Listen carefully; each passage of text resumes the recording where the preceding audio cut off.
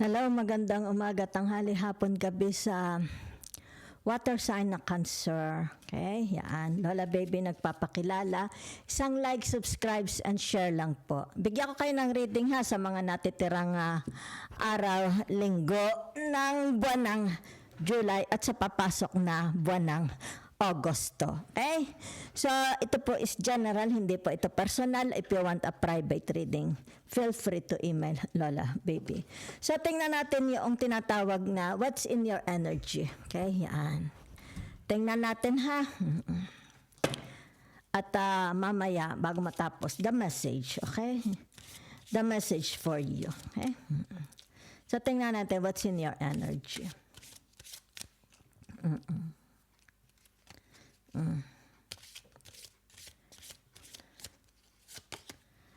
Build a fairy house. Okay?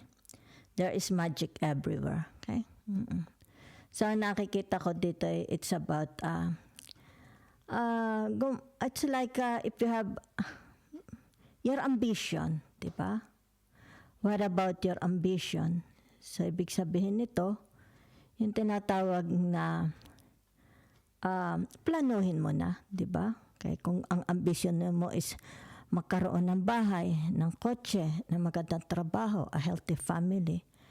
Ibig sabihin nito, yung tinatawag, i-ano mo na ito. It's like, banghayin mo, okay? Halimbawa, ganito ang gusto kong bahay, ganito ang gusto kong kotse, sa ganito mga school ko gusto papasukin ang mga anak ko, di ba? Yan.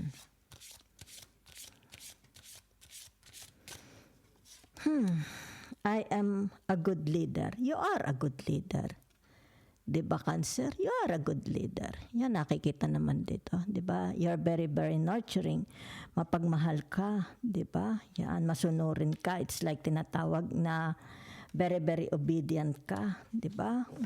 Maganda. It's like madali ka matuto.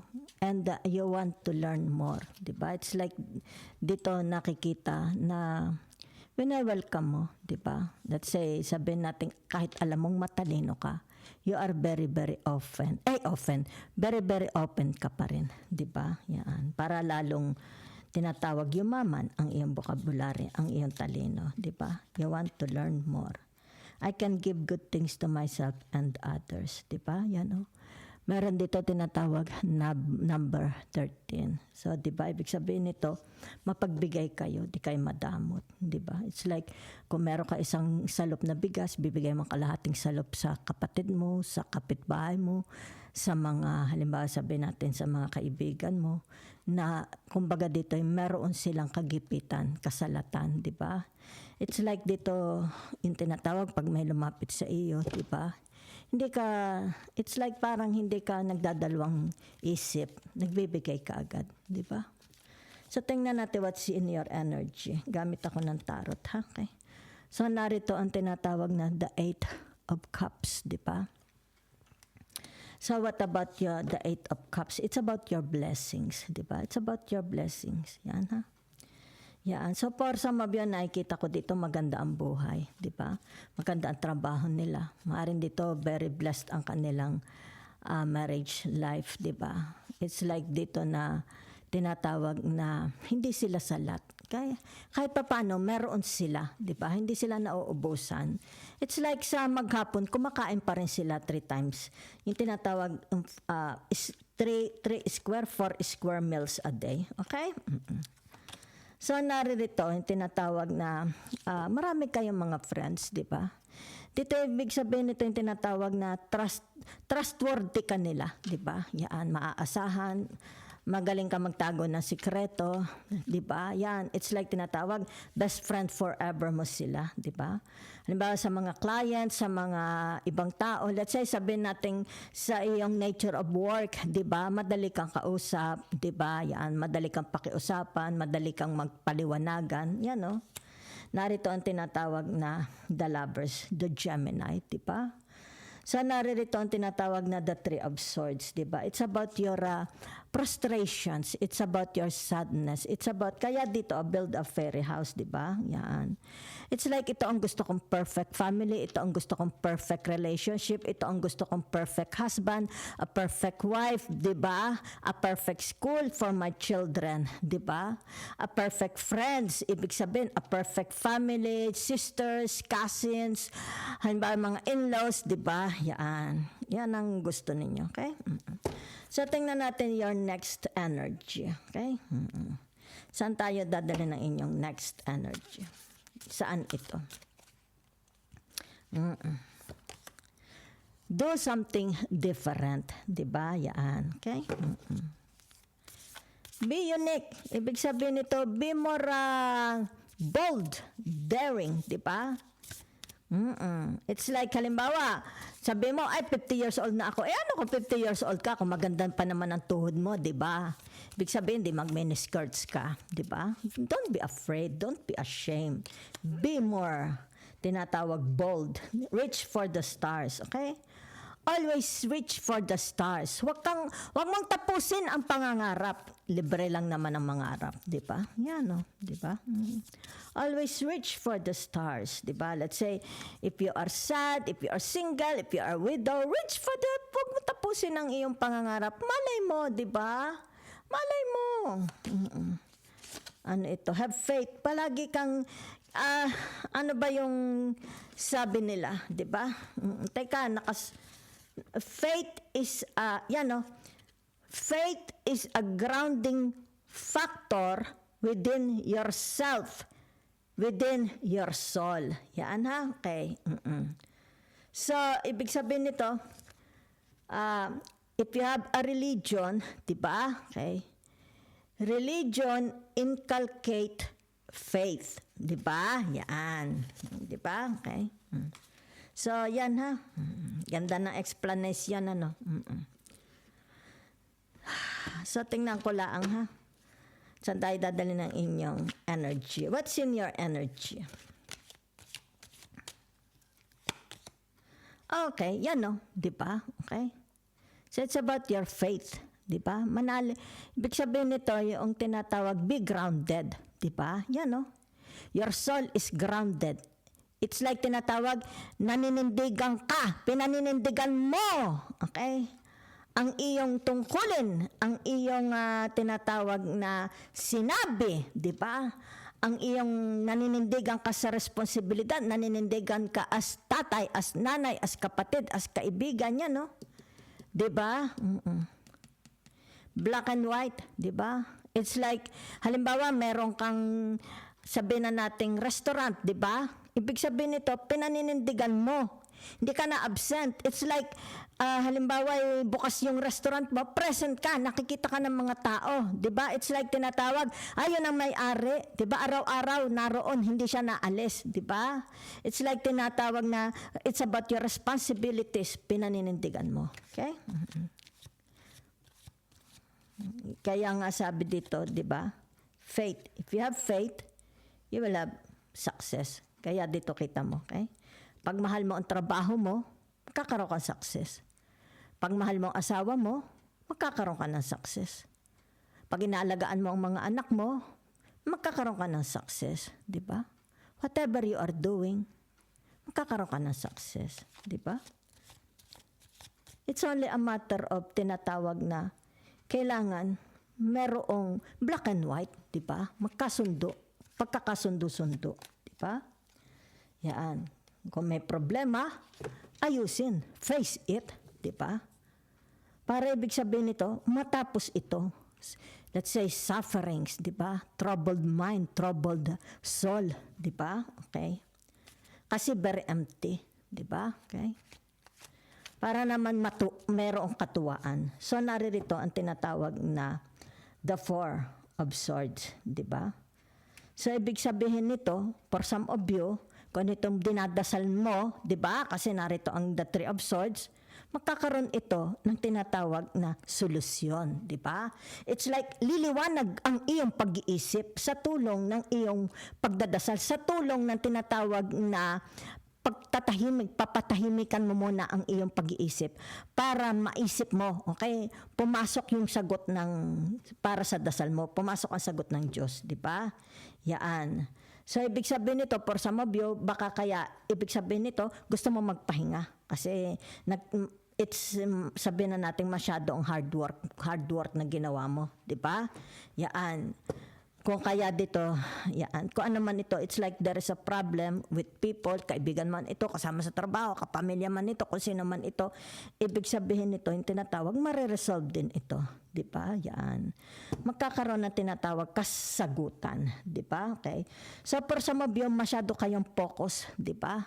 About, let's say, sabihin natin merong vision, you see something in your vision, about your ambition, about, kung ano man ito, masyado kayong focus, di ba? Para ito'y mag-work out. Let's say, sabihin natin, meron kayong mga pinag-usapan, di ba? Meron ditong tinatawag, usap-usap, focus ka, di ba? Okay.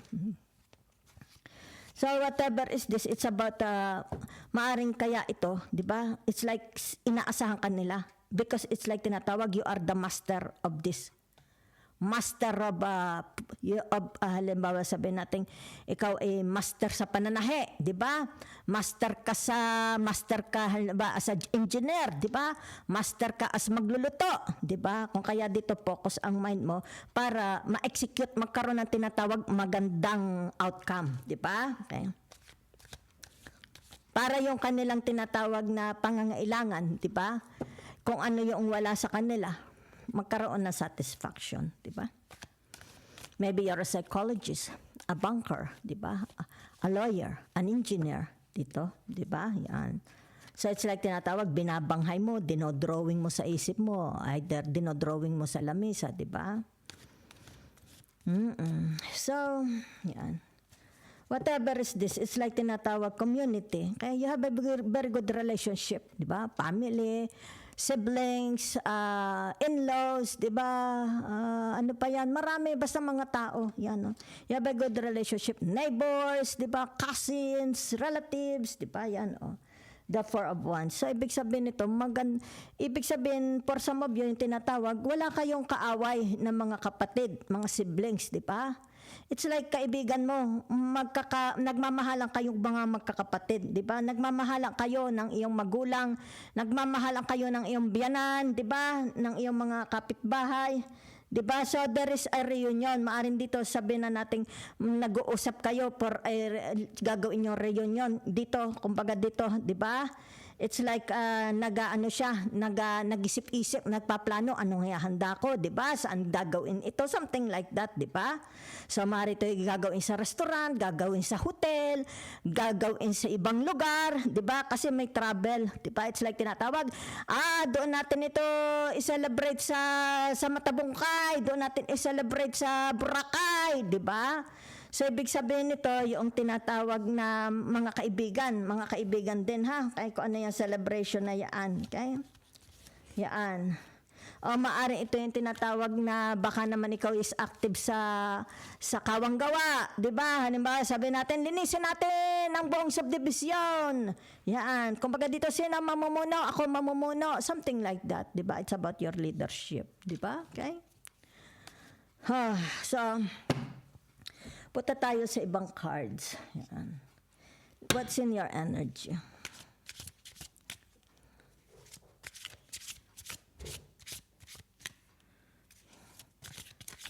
For some of you, kung kayo may mga kaaway, nakasamaan loob, kaibigan, kapatid, di ba?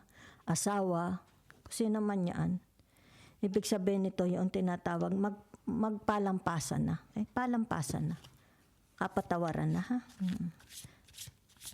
Maaring dito merong, kung halimbawa kayo ang inapi, punta siya sa iyo para makipagkaibigan uli, ayusin, di ba?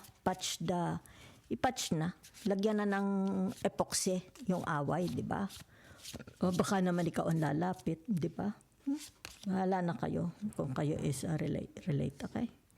Creativity. Ay, naku, manonood ng TV, asawa ko, ako'y lalapit sa microphone. Yan, oh. So, narito yung tinatawag creativity. Yan, ha. Mari, whatever it is, i-share mo sa kanila, di ba? Kumbaga dito, iniisip mo, di ba? Maaring dito, may iniisip kang baka gusto mong magtayo ng, halimbawa sabihin nating, nursery orchids, di ba? Nursery plants, di ba? O kaya whatever is this, baka gusto mong mag-alaga ng mga isda, di ba? Nursery, something like that, okay? So, maaaring ibig sabihin, ito yung tinatawag kakayanan. You have a skills, okay? You have a gift. Let's say, sabihin natin, may green thumbs kayo. Gusto mong magtanim ng mga gulay, di ba? Yan, gift. Yan, you have a gift. Yan. For some of you, ibig sabihin nito, yung tinatawag na maaring gusto mong mag-ayos ng bahay, di ba? O kaya ayusin yung interior decoration ng bahay mo, di ba? Yan. So, ibig sabihin nito, it's about your vision, what you visualize, di ba? Yan, no? See your dreams clearly in your mind's eye, di ba? So, for some of you, yung tinatawag, pinaplano na ninyo. It's like, binivisualize mo na kung ano ang gusto mo, di ba? Gusto mong trabaho, gusto mong marriage, gusto mong pagkaperahan, gusto mong create, halimbawa sabihin na nating hobbies, di ba? Yan, no? It's like, meron ditong butterflies, di ba? Okay. It's more about transition, di ba? Okay. So meron ditong detachment, let go of attachment to outcomes, di ba? Yan. Ibig sabihin nito, kung halimbawa, ano itong ilalet go mo, mga tao, mga bagay, mga halimbawa sabihin na nating addiction, yan ilet go mo na, okay?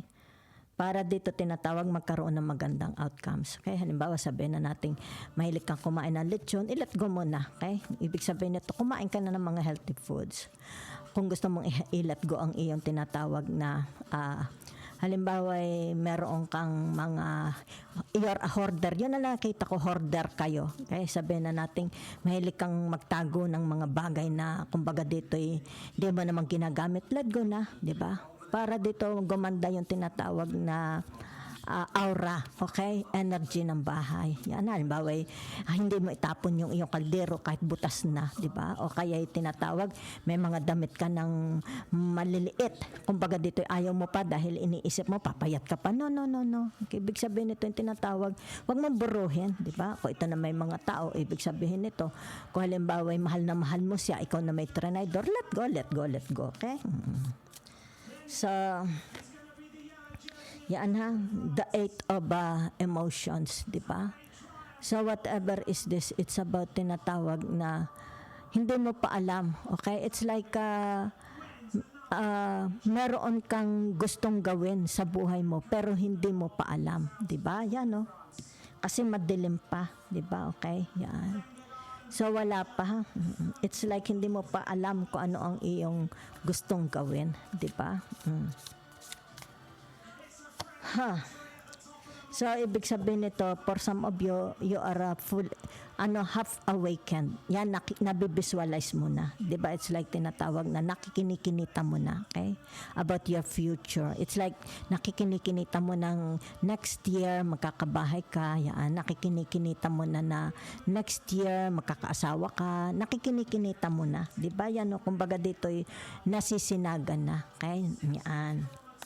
Kumbaga dito sa eight of emotions, it's like tinatawag hindi mo pa alam, okay?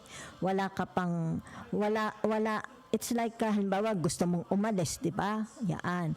Halimbawa gusto mong maghanap ng trabaho, wala ka pang hindi mo pa sure, di ba?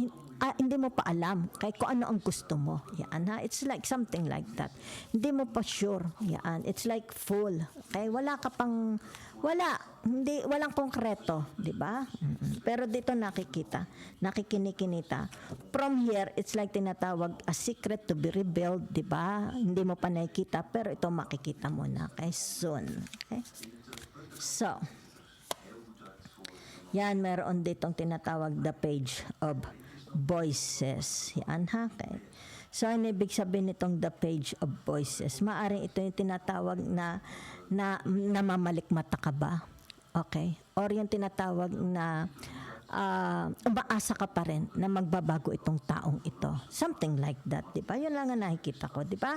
Kasi dito, detachment, it's like tinatawag, ay, hindi mo mapakawalan itong taong ito dahil umaasa ka na malay mo, magbago siya. Di ba? Yan. So, it's like tinatawag dito, for some of you, namamalikmata lang. Di ba? Baka namamalikmata lang kayo sa mga nakikita ninyo. Di ba? Yan. So, you want to be, ibig sabihin nito, gusto mong masigurado. Di ba? Yan. Yun ang nakikita ko, the page of voices. Di ba? Yan. So, for some of you, gusto mong makita yung tinatawag, the true. Sino ito bang kausap mo is lying to you, nagsisinungaling ba siya? You want to see the soul of that person, di ba? Yan, okay? So, last card, ha? So, maaari for some of you, kailangan nyo ng bagong spectacles, baka malalabo na ang mata ninyo, okay? So, meron ditong tinatawag in your energy, okay? Meron ditong ano ito, okay? It's more about pagbabago. Yan, no, graduation. It's like your dreams. Yan, no, your dreams narito, di ba? Yan, no, visualize. Marito magkakatotoo. Yan na, the family room. Okay? So, it's more about magkakaroon ito ng tinatawag na, yan kasi dito, yan, no, di ba? Katuparan, yan. Katuparan tagumpay. Okay? It's like tinatawag na mamalikmata ka ba? Yan. It's like namamalikmata ka sa nakikita mo. Di ba? Yan, oh. It's like tinatawag dito, di ba sabi ko kanina, it's like a secret to be revealed. Yan na, oh. Di ba? Yan, oh. Magkakaroon dito. Okay? It's like tinatawag, ay, hindi ko akalain. Di ba? Yung mga problema dito. Yan dito. Di ba? Kumbaga dito yung tinatawag na malaking kayamanan transformation, di ba? Magkakaroon ng fulfillment, okay, of your dreams. Yan, no? You will own a house, di ba? Yan, no? Ibig sabihin nito, judgment will be ibibigay sa iyo, di ba? Yan, no? Maaari ito sabihin nating mana, di ba? O baka reregalong ka ng asawa mo, okay? Or maaari ito tapos na yung iyong tinatawag na mortgage, 'di ba? Baka ito hinuhulugan mo, matatapos na, 'di ba? Yan. So, ibig sabihin for some of you, baka yung tinatawag bagong furnitures, lalagyan nyo ng bagong furnitures ang bahay nyo, di ba? Babaguhin nyo. It's like tinatawag, sabi mo dito, kaya ka nagkasalamin. Ay, kailangan bumili akong bagong sopa. Kailangan bumili akong bagong cortina, di ba? Baka magpaparenovate, magpapaayos ka ng bahay, di ba? Or yung tinatawag expansion, di ba? Palalakihin mo ang bahay, extension, di ba? Baka kailangan ng extension, di ba? Yan. So, there is a party. Nakikita ko dito. Magkakaroon ng party, celebration. Yan, no? Kita ninyo yung tinatawag na the lovers, ha? Okay. So, ano ibig sabihin ng the lovers na ito? Okay? Meron itong number, ano yan, 15, di ba? Okay. So, sandali lang, ha? Okay. Sandali lang, ha? Dahil ito'y okay, it's like tinatawag na kung halimbawa kayo'y magka-live-in, di ba? So there is a chance, ibig sabihin nito magpapakasal. Baka ito'y aakyat ng ligaw, okay? So nakikita ko dito yung tinatawag na magkakaroon ng gains, di ba? Magkakaroon ng gains. So ibig sabihin nito magkakaroon ng katuparan. It's like tinatawag, hindi na lulungkot ang puso niya, okay? Hindi na lulungkot ang puso niya, okay? It's like tinatawag na paninindigan na siya. Maaaring paninindigan, pakakasalan na siya ng taong ito. Or ibig sabihin nito, hindi na siya mag-iisa. Diba? Hindi na siya mag-iisa. Matatagpuan na niya yung kanyang soulmate. Okay? So, pwede rin naman ito yung tinatawag na sa pagdadasal niya, diba? Maaaring ito yung sabihin na nating masasagot na ang kanyang dasal. Yung tinatawag, ipadadala na ng Diyos ang magmamahal sa kanya. So, there is a celebration. Maaari ito yung wedding anniversary, diba? Baka birthday ng asawa, whatever. Okay? Or maaari ito yung wedding, diba? O kaya sa munisipyo, sa simbahan. Okay? So, ano man ito, it's like tinatawag 3 in 3. May nakita lang ako dito, ha? Yung tinatawag na 3 in a relationship. Okay? May kabit dito. So, ibig sabihin ito, yung tinatawag na pakakawalaan na niya itong, either pakakawalaan niya ang kabit or ikaw ang pakakawalan niya. Okay? Hindi ko alam ha. Dahil kumbaga dito it's like you are expecting this person, binibigyan mo pa siya ng chance na magbabago. Okay? It's like pwede pa siyang magbago. Okay? Pero meron dito, hindi ko lang masabi. Okay? Kasi it's like tinatawag na meron kang kahati. Okay? Kung kaninong energy ito, may kahati siya sa pagmamahal ng asawa niya. Okay? So either ito yung tinatawag magpapanagpo. Sino ang pipiliin? Di ba?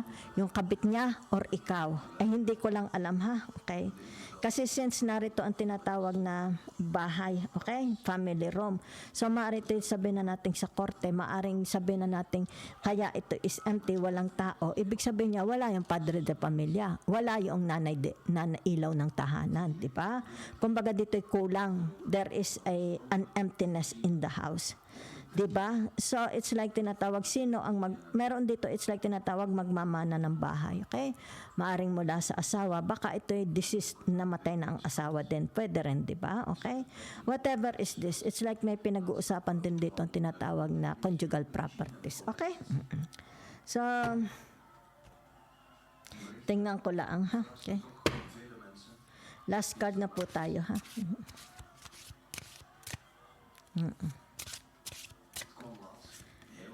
Okay, the Seven of Pentacles, di ba? Okay.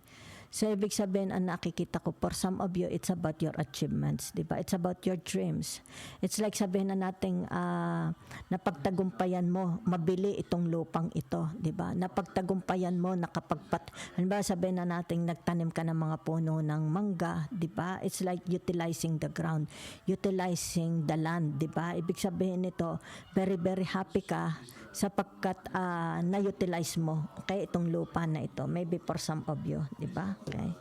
Maaring sabihin natin nagpatanim siya ng 100 niyog ng puno ng niyog, di ba? Napapakinabangan. Ibig sabihin napapakinabangan, okay? Yan, may pumapasok na pera mula sa kanyang lupain, di ba? Okay? So, for some of you, ibig sabihin nito, yung tinatawag the Two of Pentacles yan. It's nakikita dito tahimik na buhay, okay? Payapa, malayo sa chismis, walang away, 'di ba? So for some of you maaring may mga bahay kayo sa kabukiran, wala sa siyudad, 'di ba? So for some of you ibig sabihin nito, you are more on a nature. Ano kayo? It's like nature lovers kayo, 'di ba? Mahilig kayo pumunta sa mga kahuyan, sa mga bundukan, kabukiran, 'di ba? Yan, kumbaga dito nakikita maaring dito meron kayong sapa, 'di ba? So itong sapang ito niyo-utilize nyo, ginagamit nyo halimbawa pandilig sa mga halaman, 'di ba? Okay? So maganda ha. Ito'y tinatawag payapang buhay. So meron dito it's like tinatawag na activities with your friends, family, children, 'di ba? Kung naman ito, there is activities, ha? Okay. It's like laro, halimbawa badminton, basketball. It's more about tinatawag na banding-banding. Magpipinsan man ito, mga magkakapatid man ito, magulang, asawa, anak, biyanan, kung sino man yan, ha? Okay. So it's more about leisure time, di ba? Yan. It's like tinatawag na all works, no place makes cancer a dull person, di ba? What's the message for you? Yan, ha? Let spirit be your guide. Yan, kita nyo. With the number 32. Okay? So, yung number 32, idadaw natin sa tinatawag na number 5. Okay?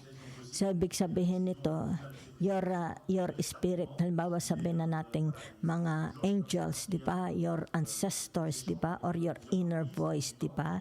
Your inner voice, let your inner voice be your guide. Okay? So, ayan lang ha. Kung whatever is this, alisin na ito mga barado. Kung barado ang mga lababo, barado ang kanal, di ba? Alisin na yan. Okay? Halimbawa, sabihin na natin sa isang relationship, di ba? Okay? Kung ano itong mga nagpapabigat sa buhay nyo, di ba? It's like an obstacles and hindrance. Alisin na ito. Yung tinatawag declogging. Okay? Declogging. Para ang buhay ninyo is maging matiwasay.